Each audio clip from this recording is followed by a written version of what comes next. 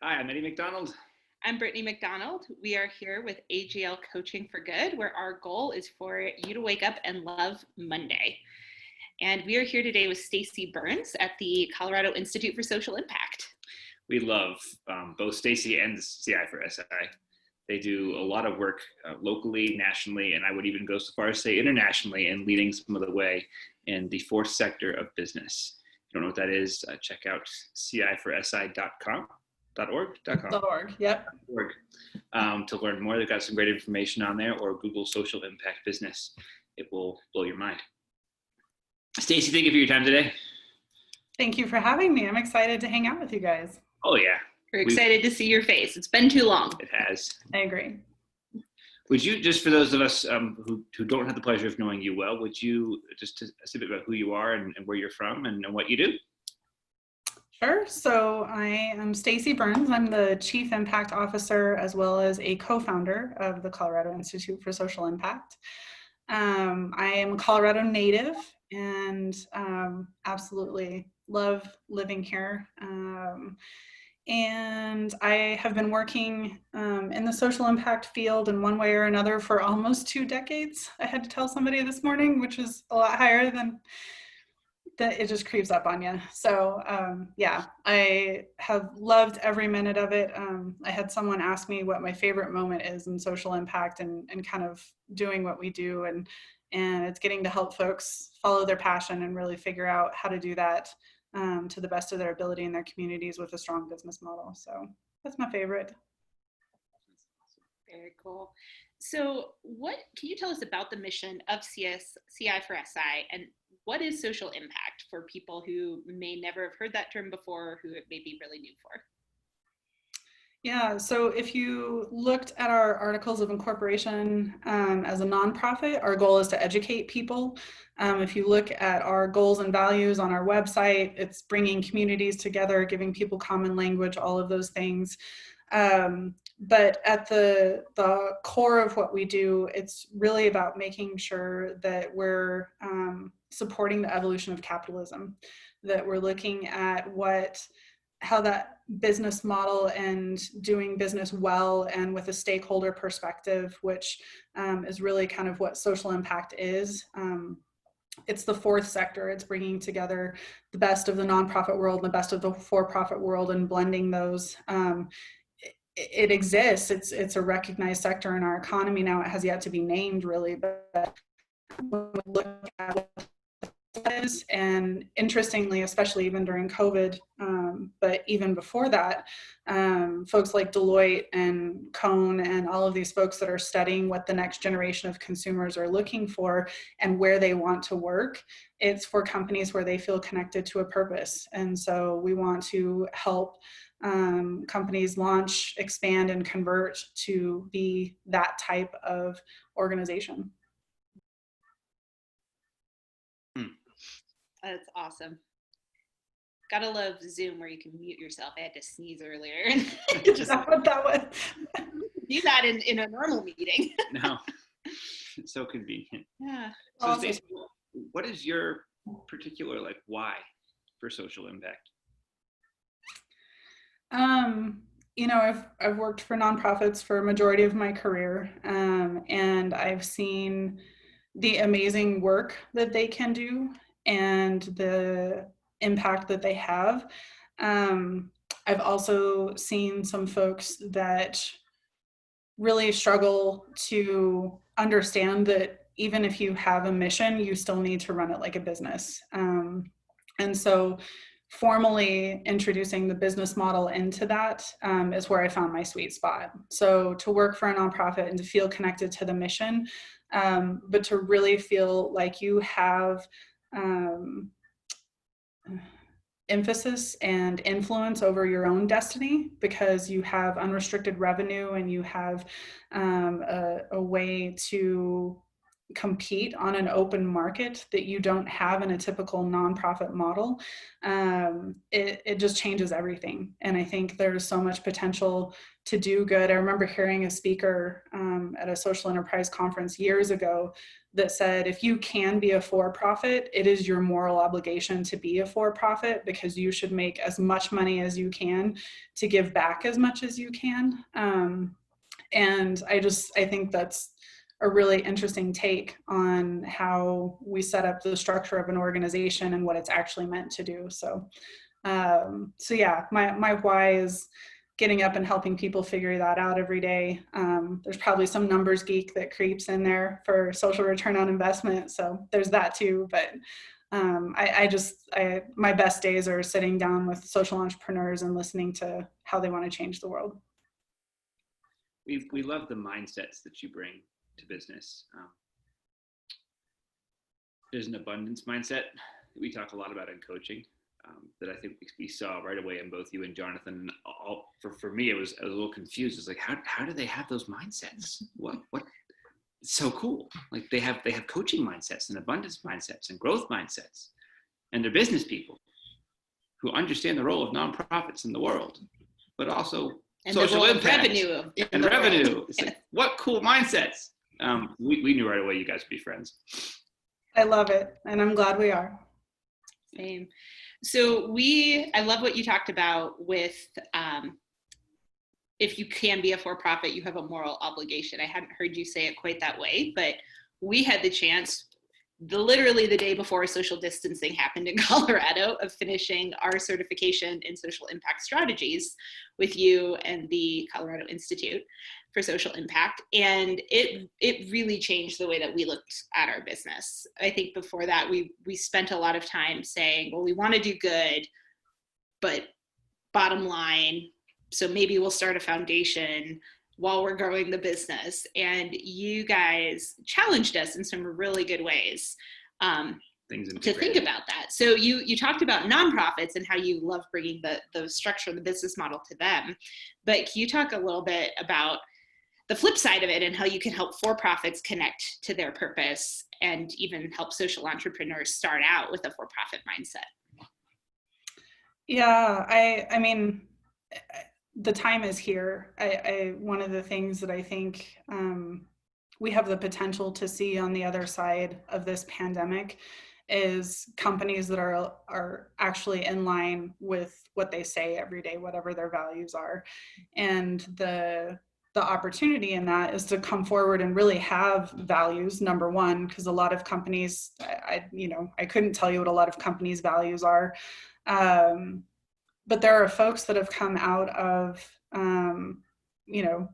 some unknown place that I never would have put them in a social impact realm, that have stepped up and come forward in this time to just make a difference. I mean, it makes good business sense for them because they can be not really a differentiator during this time, but it makes, it gives them something to talk about and to keep their company in the forefront. The companies all the organizations that have gotten awfully quiet right about now, I can see the potential for them to struggle a little bit, because I think what the consumer is going to look for is the opportunity to say, I know how you're supporting my community and I feel that, whether that's when I shop online with you, or I go through your drive-through, or I read a news story about you. It'll be as noticeable for the ones that we didn't see those news stories about.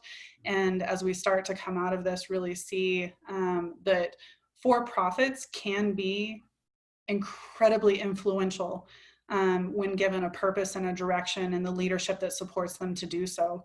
And equally, you've got nonprofits that may not make it through this period of time because they didn't have the leadership and the resources and the ability to do so. And so how do we regroup and reorganize? And there's tons of data, but I believe in my heart that business has to be a part of that. I don't think there's any way around it.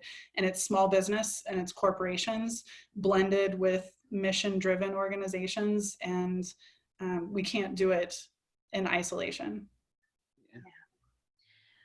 I know for me, one of the surprises, because it feels like everybody's sending emails, right? Like our response to COVID, and sometimes like I chuckle a little bit, like, did I really need to know your response? Like, I don't know how you're, but it's cool to see the ones, like you said, who are being intentional, being proactive.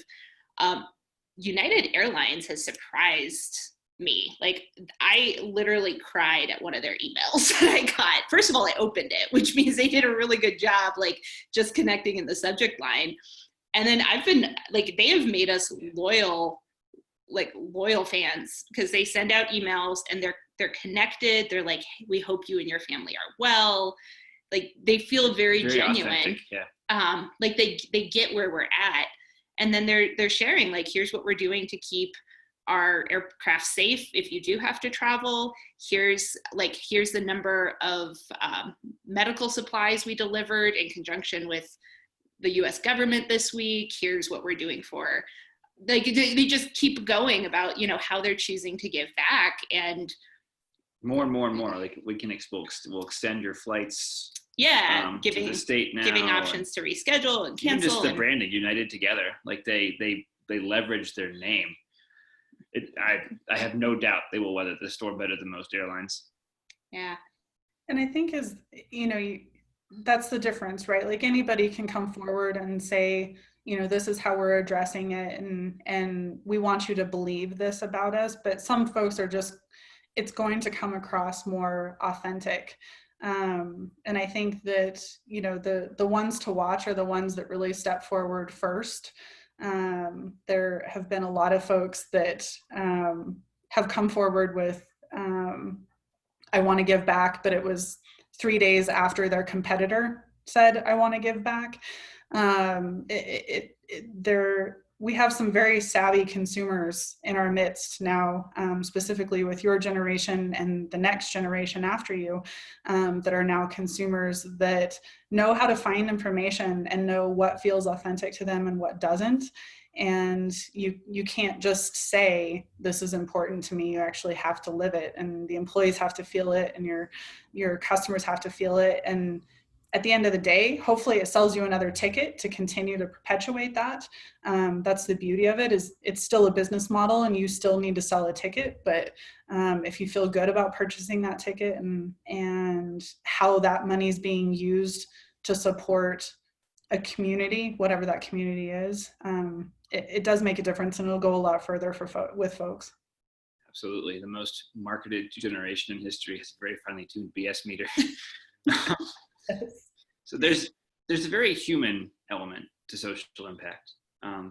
It's baked in. It's very inherent.